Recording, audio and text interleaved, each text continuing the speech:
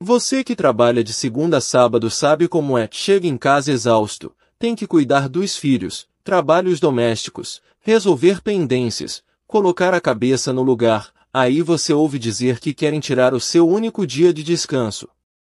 Sim, a bancada evangélica tentou derrubar a escala 6x1, aquela que garante por lei pelo menos um dia de folga por semana.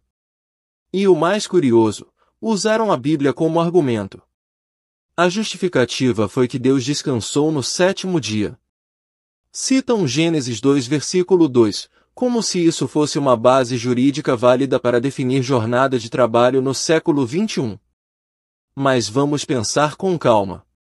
Desde quando uma metáfora religiosa serve como argumento legal num Estado laico?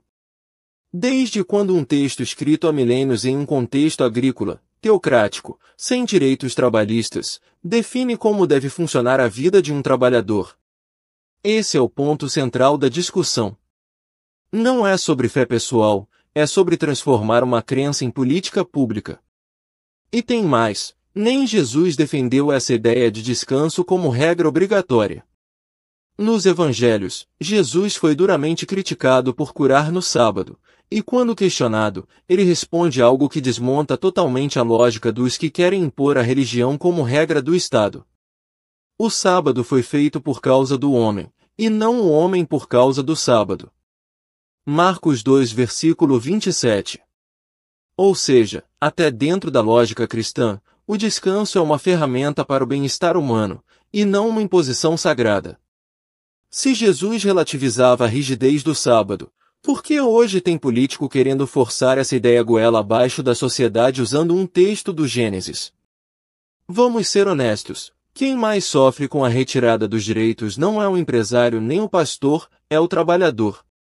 Aquele que depende do ônibus lotado, que faz hora extra não remunerada, que precisa de um único domingo livre para ver os filhos, ir ao mercado com calma ou simplesmente respirar.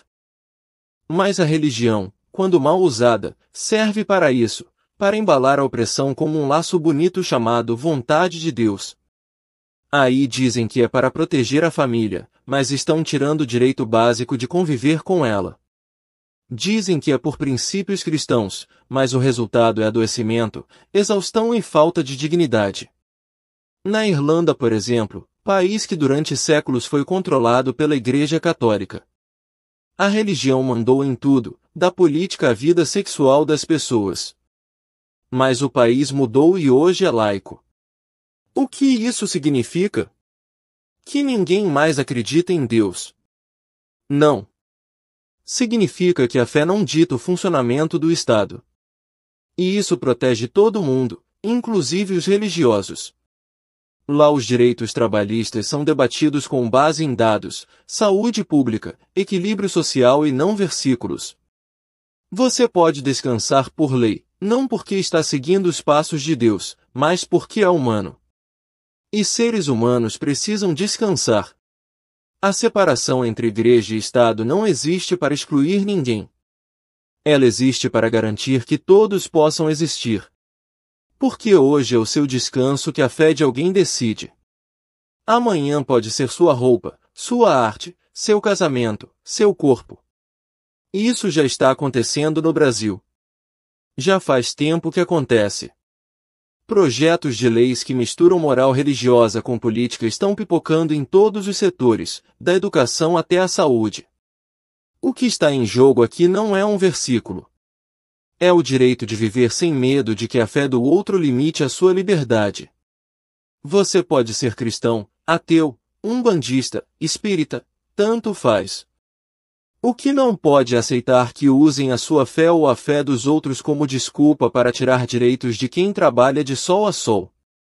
A escala 6x1 é mínima, é o básico do básico.